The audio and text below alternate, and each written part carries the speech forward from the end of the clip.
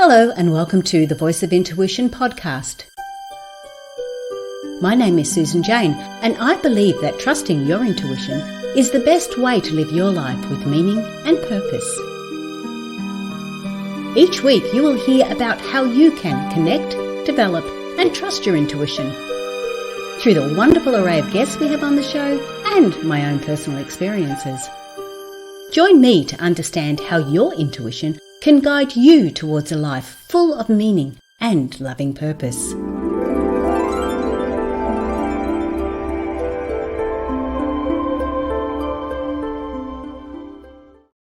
Hello and welcome to the Voice of Intuition, the show that helps you connect with your intuitive nature. I'm Susan Jane and I'm your host for the show. And today we have got the gorgeous Alara Sage on. Now, Alara, wait until you see her. Look, she's stunning. And it's really hard to imagine that somebody as so gorgeous as her is talking about the shadow of shame. But maybe she has experienced it too. And maybe that's why we can relate to these sort of questions and these sort of episodes about shame, about different things that we are experiencing. I know there's been times when I have, and I would like to get a better understanding of that and how to get through it, because it can be challenging to push through it, especially for empaths. You know, we really struggle with that sometimes. But no further ado, subscribe, share, like the podcast if you want to. But I am going to introduce Alara to the stage. Hello, Alara. Yay. Thank you so much, Susan. That's my pleasure. I want to hear all about it. But first of all, I need to get an understanding of who you are, how you've got to from where you were, wherever that was, to where you are now to be talking about shame. But I am going to ask you a few other questions about shame. So I want to know about your life story first, a little bit about you. Oh, yeah. So I actually had this incredible experience happen in my life. So back in around 2015, at the time I was working on horses. So my business was working on horses. I was a physical therapist for horses. So I worked on their bodies. And I had started my meditative practice. I had started my spiritual journey. And one day I was in the car and I was driving down the road to go work with the horses. And my higher self came in and said, Om 3 times. And I didn't practice oming. I knew what it was, but it wasn't like something I did regularly. But I listened and I said, okay. So I took a nice deep breath. Om. And I did that fully and completely for 3 times, right at the end of the 3rd time. And energy shot through my body, out my crown, and I went into a full body, delicious, extravagant orgasm. I had to pull the car over. Luckily, I was only driving in like a 30-mile-an-hour area. It was really easy to pull over. And I had never had a full body orgasm at this point. So I was just reeling in the deliciousness and the experience of that aliveness in my body. And after the orgasm kind of softened and relaxed, I was on cloud 9. I was absolutely ecstatic. I was blissed out. And I got to stay in that energy for the rest of the day. I continued to drive and I went down the freeway and I just had the music blaring. I was just singing at the top of my lungs, and you're just having so much fun. I was so incredibly alive. I didn't know what happened to me at this point. But what it immediately did was it showed me a stark contrast to the life that I was living, where I was actually very, very numb and very, very shut down, but I was unaware of this, to, wow, this ecstatic version of myself really showed me the difference and the contrast and the space between that version of me and this version of me. Now, for the next couple of months, what had happened to me is I'd had a spontaneous Kundalini awakening. I didn't know what Kundalini was. And so I still didn't know what had happened to me. And the following months were really intense. All of the emotions that I had pushed down into my body, because I had really considered myself to be very emotionally stable. But I wasn't emotionally stable. I was emotionally suppressed. And those emotions came just roaring out of my space. One minute I would be ecstatic. The next minute I would be rageful. The next minute I would be on the ground bawling my eyes out. And I literally asked my higher self, am I going crazy? And I just heard, no, just keep letting the emotions through your body. Just keep letting them out. So it was about 5 months where it was doing this regularly and it started to reach an equilibrium. And as the universe does, a book fell into my lap called Kundalini Awakening. And the first chapter was about spontaneous Kundalini awakenings that I had gone through and experienced. So it really started me on this journey of, wow, why is that available? Why can I experience so much ecstasy in my body, be so blissful? And why am I in this state of a level of, not that, right? Mm. And I was really taken into the levels of shame and guilt and other very, very deep emotions I had taken on as a child and throughout my life that I held in my body. Really, the way that I saw myself, right? I was seeing myself through this lens of shame. And that was holding me in this very, very tight, very, very suppressed, non creative, non alive expression of me. And yes, that was my journey and my process to moving through the shame to who I am today. So before you had this Kundalini experience, um, you realized you were in shame, or you didn't get that understanding until after that? Yeah, I was not aware. I was Okay. not aware of how shut down I was. I was not aware of how numb I was. And I was most definitely not aware of the level and the shame that I carried. Yeah, yeah. And I get that, because you don't look. I sometimes I get a little bit envious on people like yourself, because you've experienced that. Now, the reason, and I have experienced it, but not in the same way. Mhm. And the reason why I get a little bit envious is because we've got all this information that we have access to now. So you started doing meditations probably a lot younger than when I started doing Mm. meditations, because it took a lot longer for me to get that type of information. I knew there was shit happening, stuff was going on, and I didn't know what it was. But we all we had was the library, so we would go to the library, and I would go Mhm. there and get books and get. So my awakening was not nearly as instantaneous as yours, and that's where I get a little bit envious, because it's like I had to work through all this. And then I sort of got the understanding of it. It was like, oh, and once I got the understanding, then it all sort of felt like it was coming into place. Mm. But to have it as you've experienced it there, and I have heard it many times before, it's such a mind changer. No, sorry, not a mind changer, a life changer, I should say. And that's pretty out there. It's that's wonderful.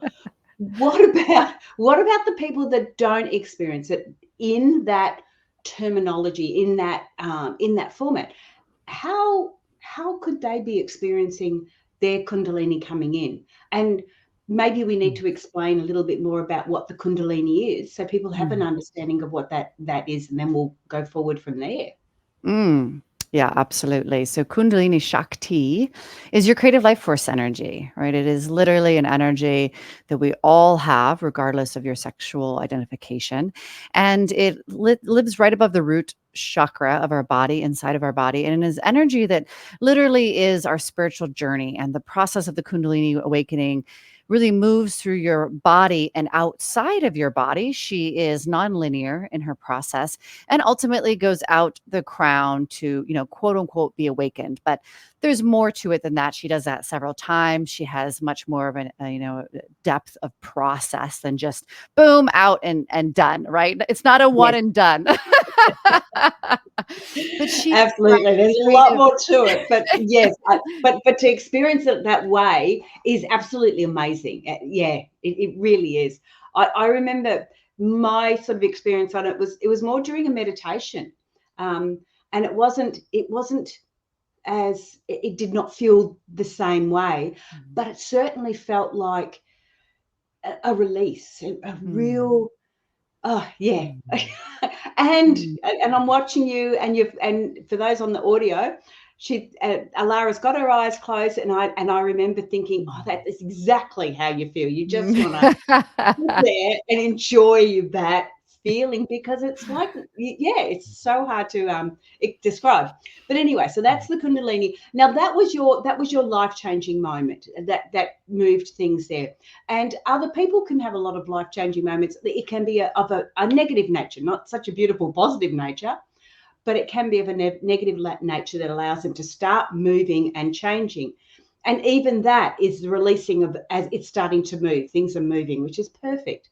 But I want to get a bit more of an understanding about shame now. People that are experiencing it. What is shame? So you were aware that you were living in a lot of shame. What is shame? What does it mean? What's the definition of it?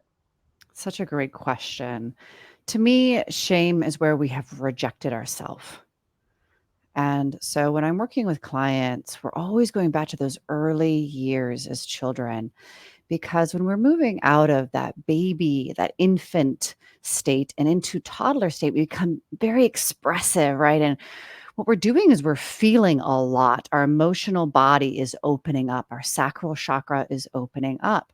And we're feeling all kinds of different energies and information and emotion. And for most of us, we grew up in households where there was not emotional intelligence, right? Our parents did not have emotional intelligence.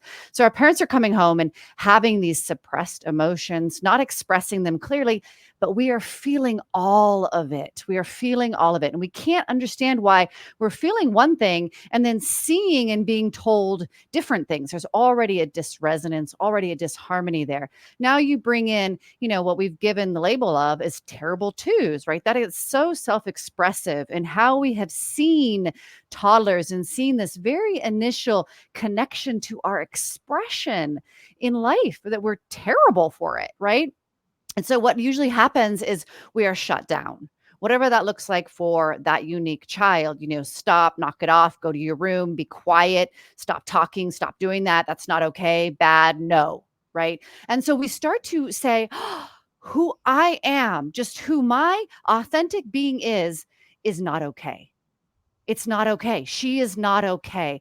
I have to stop that. I have to stop her. And we start to hide away that very authentic, that very, very innocent version of ourself. And now we are shaming ourselves. Now we are seeing ourself, our most brilliant and beautiful part of ourself, as not okay, not worthy, not accepted.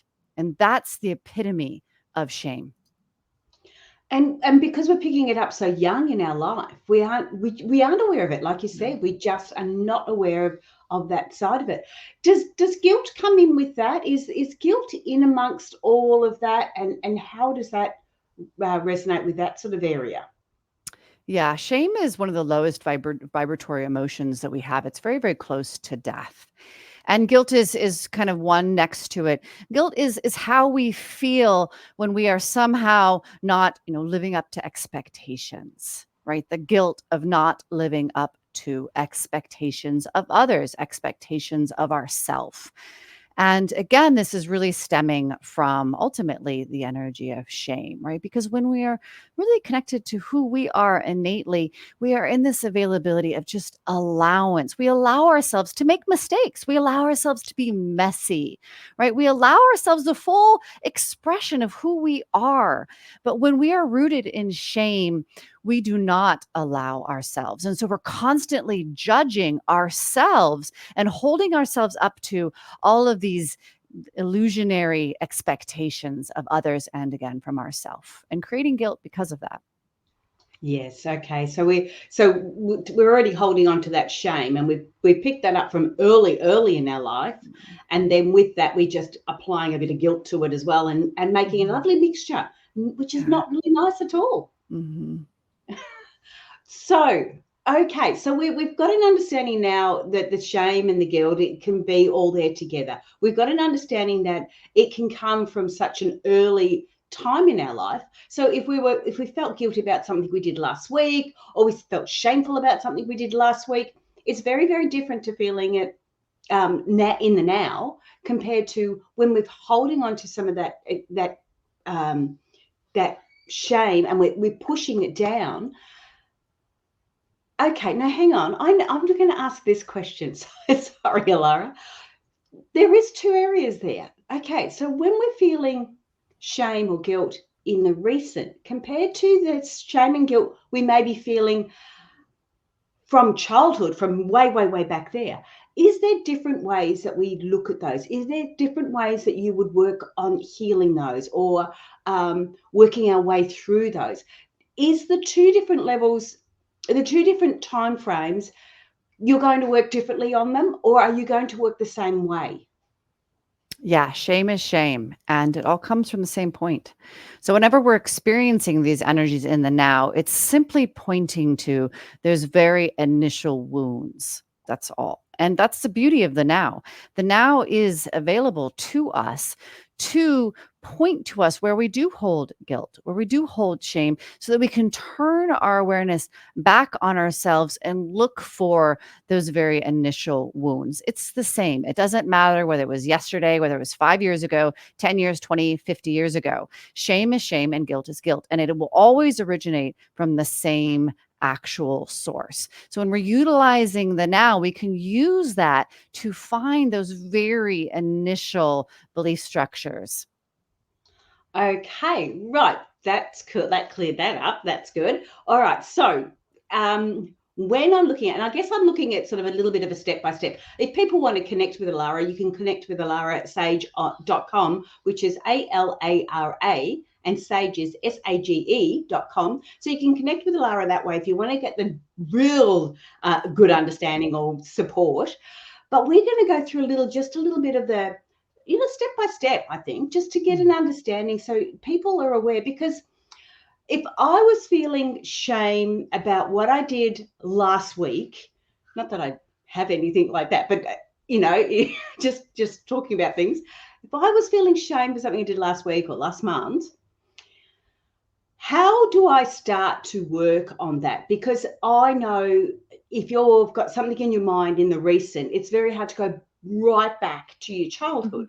So when something's happening in the now or recent, how do you start to work through this feeling of shame, or how do we start to work through it? What are our steps? Yes, absolutely. And I definitely want to say you don't need to know the root cause. What I'm saying is that the now just gives us the potential to connect to it through our current circumstances, through our current experience. So you don't need to know the root cause.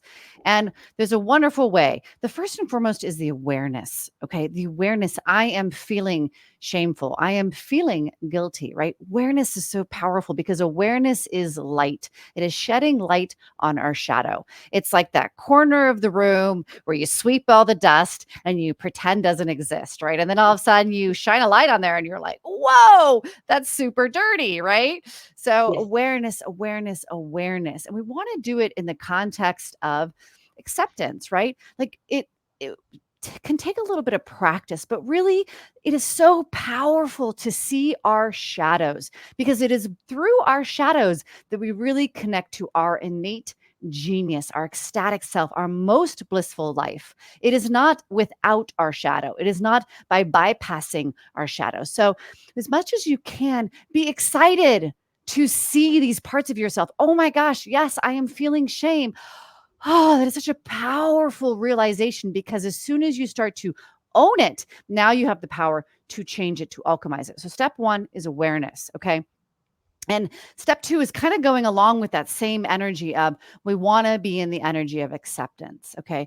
Understanding that shame doesn't make you a bad person. Guilt doesn't make you a bad person. None of this makes you a bad person. It doesn't mean you're not good enough. It doesn't mean that you're not enlightened enough. None of that is truthful. We all have these parts of ourselves. I have worked through so much energy of inadequacy and I still work through those levels. Okay. Again and again and again, we are here to learn and grow through our shadow. So, again, step two is trying to hold that space of acceptance for yourself, accepting you in this energy of guilt or shame or whatever else this is. You can use these steps for anything. Okay. So, step two is that acceptance. Step three, use your breath and start to breathe into your body. Okay. Breathing down into your belly. Okay. Using the breath, breathing into your body. And you can just start to say, I call in divine love. I call in divine love right here, right now. I call in divine love through my breath. I breathe in divine love into this energy of shame. I breathe in divine love into this energy of guilt. And exhale, I let go. I let it go. I let it go. I let it go. Okay. Trust that you, my love, are so incredibly powerful. Trust that when you decree, declare, and command, it does indeed happen. You don't need to feel it. You don't need to experience some bright lights and beautiful energies. Just call it in, breathe it into your body. It is happening. I'm calling it in. It is here. I let it go. I let it go. I let it go. It is a very, very powerful practice. Wow, I love that. That is fantastic. I love how you did it too. That was really good. um, okay, and I guess where I'm going with that is that all sounds beautiful because at this stage you're expressing it and you're saying it, but when we're actually feeling it, when we're actually you've woken up and you're feeling really crappy and you're feeling really shamed that you should have done this better or you should have done that better. It is easy to sit there and say it now, but when somebody's experiencing it, I guess I wanted to go back into the first part where you're talking about awareness. You are saying you're aware, but how can we look at that and really give someone a really clear, concrete understanding of what they need to do? And my head goes to, you need to be go away from that space, get out into nature, do something else, and take yourself away so you can experience that. Like experience what you're saying. Is that what you mean, Alara? For everybody, it's very unique. And I always suggest that you have tools in your toolbox, right? Yeah. Because just as Susan said, yes, is that nature for you? Is it sound, right? Music or sound or some sort of input through audio that really just allows you to shift out of that space. For some people, it's, with your animals or with your children or your loved ones. And so having multiple different things that you can pull from is what I call the toolbox. And you want to have that toolbox because, hey, we're in different circumstances, right? Maybe your dog isn't always available, right? Maybe you don't always have access to nature, but maybe you can pop in some headset and listen to some sounds and help you shift out of that space. So really understanding what that toolbox is for you uniquely, having those tools available, and then absolutely recognizing, whoa, okay, I'm in this really, really deep. I love how Susan brought up nature because she's been one of my most profound healers, Mother Gaia. I just always have gone out into her and she just literally sucks that energy right off of me. And it's important to be able to recognize when we're in those energies and when we need to use one of our tools from our toolbox. Yes, I love that. Okay, so we get that toolbox organized. Once we know what it is we like, what we know, when we know what it is that resonates with us, then we know what we can grab out of that toolbox. Because that's really important. So thank you for that. I wanted to get a bit more understanding so people can go, well, okay, it's okay to sit in the moment, but that they may be sitting in a moment that's dangerous to them. They may be in a spot where that they need to be away from an abusive relationship. So it's very hard to look at your shame and feel that breathing and be in an environment that isn't conducive with you. So if it means headsets, if it means the puppy dog sitting on your lap, whatever it means to you, make sure you've got those things in place. So when these feelings do come on, go into and replay this again, because the way Alara did that, or watch it on the video, oh my goodness, it was just amazing. And I could sit there, watch you go through that and do exactly the same myself, sit myself through it, because it was just so well done. I really enjoyed it. All right, what I want to ask now is how, and I don't want you to give away all your secrets, but how do you help people that are experiencing these sort of things, or what is your line of work that is helping people to get through that? Yeah, absolutely. I work with women and, really I'm here to help women to embody their bodies, right? So what you felt, Susan, is me embodied, right? Being fully present to my body and all of the sensations and the emotions. And so I help women go from that numb state that I was in into this ecstatic life. And, that's not some vague experience, it's real. We can live absolutely blissful, ecstatic. We can live in a state of ease and flow and grace. And so I really help women to connect to their bodies. You are so powerful. I know I already said that. But yes, when you start to connect to your power, you really realize how powerful you truly are. So, one of my specialties is helping women to connect down into their power so that they can do this in any situation at any time, connecting into their bodies, breathing into their bodies, and learning how to move that energy. I'm a big believer that you have the power to move that energy. So I teach the 4 keys of embodiment, very precise teaching of how to work with yourself in any given circumstance, in any experience, whether you're on the bus, you're driving, you're in a meeting, right? You're surrounded by young children and chaos. Like, it doesn't matter. It doesn't matter what's happening in your physical reality. Your power is always available to you. So I help women to connect to that, to embody that, and learn how to work with that in their physical reality, not in some like go out in nature and meditate and be there. Like, apply it to your physical reality, because we are human and we are in this life. We need to know how to utilize these energies every single day.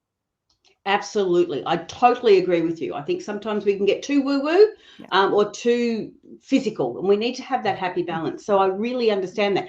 What I want to ask you, when you're talking, Alara, you were saying taking women from their numb state to numb state. That sounds strange, but you know what I mean. Mhm. From that numbness to going forward. How does now? You said you didn't even know. You weren't aware that you were in that state. How do people know if they are in that state of numbness? Most people don't. Most people don't. Usually there's a sense of like there's more to life than this. Right? And or that life is a struggle, that you're really struggling. There is no flow. There is no creative fire. Perhaps there is no orgasm. I was not orgasming very much at that point. Now I orgasm outside of sex. I just orgasm through talking and experiences. I orgasm a lot. So it's more about like understanding what is truly available to you and are you living that life, right? So are you living alive, lit? Are you living in this flow? Are you living where you just know that you're deeply connected to your genius, your unique genius, and you are expressing that out into the world and it lights you up? And it's like you can't get enough of life because it is so delicious. The vast majority of people are numb, are shut down, their nervous systems are dysregulated. And no, they don't know because numbness is numbness, right? We don't feel, we don't know. It's like you're not even aware that you're not feeling because you're literally not feeling. So it's more about seeing what are people showing you? What is the reflection? Like, I'm here reflecting to the audience right now that my loves, there is this aliveness to your life that is so incredibly juicy. And you have the power to live this life. Yes. One of the other areas that I remember when I was back then um, was the fact that you'd wake up in the morning and you just thought it's another day. It's Mm, it's another dreary day, mm, another day of running the kids here, another day of doing this, another day of doing that. mm. And that's the energy that went into it, how I'm speaking, how it feels, like the body language and everything else. It's when you're feeling like it's just another day that I've got to get through, Yes. that's when you're feeling numb. And I mean, you're probably not feeling numb. You're probably feeling a little bit depressed and pretty down and out. But you don't have to be. You may be feeling that, okay, I've got to do this. You may be so in your head. Tell me if this sort of Mhm. resonates, Lara. You may be so in your head, I've got to do this, I've got to do this, I've got to do this, I've got to do this. You don't have time to feel. And if you're not feeling, you're not alive. So if you're feeling that way, that's when you've got to turn around and say, okay, there's got to be something better to it than better to life than this. And that's when you need to start making the changes. And that's where people like Lara can help you, because they can really connect and get into that side of it. What I want to, sorry, that was a little bit off tangent, but I was, as you were saying, I'm thinking, I remember that's how I was feeling, where there wasn't anything wrong, but not necessarily anything right either, if that made sense. So It's you were in such this. it's such an important concept and point that you just made, Susan, because it's not that we're not feeling anything. It's that Mm, we're not feeling the aliveness, right? And so overthinking, when we're up in our minds, that's where again the vast majority of people are, right? You're constantly thinking, you're either in the future or you're in the past. Most people are in the future. They're constantly worried, constantly thinking of the future, and they're not in their bodies and in the present moment. Also fatigue, overwhelm, exhaustion. These are all signs of not connected to your power because your power is inexhaustible. yes, that's like that. Yeah. And look, it just makes sense, because we often, especially in the spiritual circles, you often talk about, um, we go off on our different tangents, like talking about the Kundalini and things like that, Mhm, and people don't really understand it. It becomes a little bit woo woo, and you sort of go, well, mhm, I don't understand what she's talking about, and they turn off. Whereas mm, if I bring it back down to those, this is mhm, how I was feeling, and if that's how you're mhm, feeling, then you can do something about it. You can mhm, connect with your power. You can connect with different things and grow. But what I want to talk about is with where you were going, you're talking a lot about your body and how your body's reacting, and how, because we have mindset coaches and we have, all different sorts of coaches, you tend to be focusing more on that physical aspect of the body to allow that spiritual side to come through, to allow the emotional side to come through, to allow everything else to come through. Can you give us a little bit more of an understanding on that physical side? Why is it important to be using the physical body in that way, or being aware of the physical body, if we're meant to be so spiritual? Such a wonderful question, Susan, because, I went through this time where I was so spiritual and I was going into these really powerful meditations. They were transcendent meditations. And I was just going up and out of my body and into these really beautiful dimensions. And then after the meditation, I would just be in humanness and really feeling disconnected, right? Because the importance of our body is one, it's always in the present moment. Like you hear, be here now, be in the present moment, because there is only the present moment. And everything that you're really trying to experience, everything that you're here to learn and experience and grow is literally in this moment now. That's not where our minds are, but our body is. As well as our body holds an incredible amount of wisdom. We hear a lot about gut instinct, gut intuition, right? This all lives in the body. Intuition and gut instinct is not up in our heads. And so when we learn to connect to the bodies, we are really connecting to this absolute innate wisdom that we hold, as well as we are connecting in to the moment, which is really where we start to actualize that power that we're speaking of into our humanness. Sometimes you feel somebody walk in the room, they don't even need to say anything, right? They have a presence about them. People are magnetic, right? There are some people that you're just like drawn to. That's a presence. That's all held in the body. Our power, our magnetism, absolutely our ability to really create is all held in the body. So when we learn to really be in the body, we're really working with these energies to actualize them again, once again, into our human experience, which is not this far out, far fetched thing. This is very much, again, about the day to day and about your human life. And really, how can we increase that human life to your most highest potential and your most aliveness? Yes, I like that. And when we start to listen to the body, we start to get that understanding. It just starts to make things a lot clearer, and a lot it's another tool. It's another Absolutely. tool in our Mhm. toolbox, isn't it? And Mhm. I talk about intuition, how we receive Mhm. intuitive messages, and we do receive them. We can receive them physically. We can Mhm. receive them emotionally. We receive them in many different ways. But if you're stuck in one spot, And we can even be stuck in the body when you think about, say, people that are excessive, gym, gym junkies, I think they call them. People that are excessive for that physical aspect in a context that it's just about the physical. There's a lot that do it and they still have that spiritual connection with it, which is lovely. But there's a lot that do it that it's just all about the physical. And that can be too far one way again, isn't it? It's all about balance. Mm-hmm. Um, Absolutely. yeah. So can you give me a little bit about what you're doing? This is where we can sort of go, well, what do you do? How can you help people? And just give us a little bit more idea about what you do. Yeah. So when I work with women, we are really working through three different parts. One of them is releasing, right? When we talk about these energies of shame and guilt, I help my clients to very easily and readily release these woundings, these traumas, these limiting beliefs, things that we're aware of and things that we're not aware of. So I'm helping them really through holding a container with them. I energetically assist them to very easily rapidly let go of these energies. So, through that first process, wow, they already start to feel a lot more openness and ease, not that tightness, not that restriction in their being. The second process that I go in is I teach them how to be in their body, how to breathe into their space, as I previously mentioned, how to use the four keys to work through their own issues, challenges, experiences in life.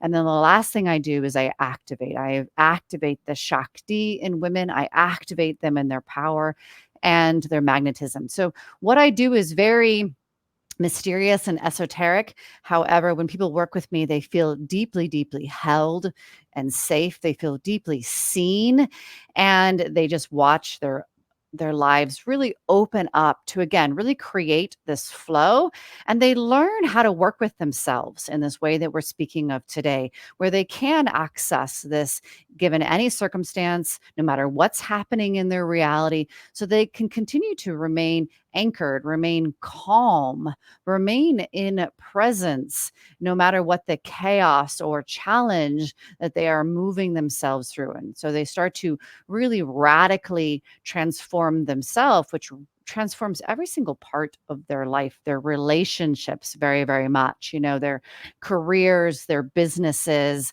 everything within their life starts to reflect this transformation. Yes, and as you were saying that, what came to me too, and I remember hearing it from somewhere else, is that when you are in that space of power, it's like you're in the center of a cyclone or a hurricane, or Yes. it's like you're always in the center. So you've got all this stuff whirling around. It's not changing any of that. It doesn't make that go away. But what it does is it puts you right in that center where you're strong, you're powerful, you can just walk through it and it just follows you around, but it's not affecting you. So it's like being in the center of the hurricane, I think you call them, or cyclones, we call them over here, and not allowing it to sort of affect you. So, and another one I did too was when I was first learning how to do meditation. They said if you can do meditation properly, you could do it if you were tangled up in a barbed wire fence. And Yes. I sort of went, well, I don't want to test that theory. Thanks very much. But I get that. If there's chaos happening around you, you should be able to center yourself. And that is what you're teaching, I believe, by what I'm listening to. You're teaching that power to be present and not be so affected by the environmental aspects around you or what's going on around you. Absolutely. One of my favorite places to meditate is the airport because of all the energies. Can Yeah. you center? Can you really deepen into that space of absolute stillness, of no thought with so much energy around you? It's always just a delicious practice for myself. But yes, I am teaching people to find that anchor in the hurricane, in the cyclone. And it's not just that, because we are constantly creating our reality. Everything that you see, you are creating. Right. And it's a powerful thing to realize because it is empowering to know that. Sometimes people get really like, oh, what do you mean I'm creating my reality? It's sometimes a hard pill to swallow. However, that means you're in the seat, sweetheart. You're the driver, right? You're the driver of your car.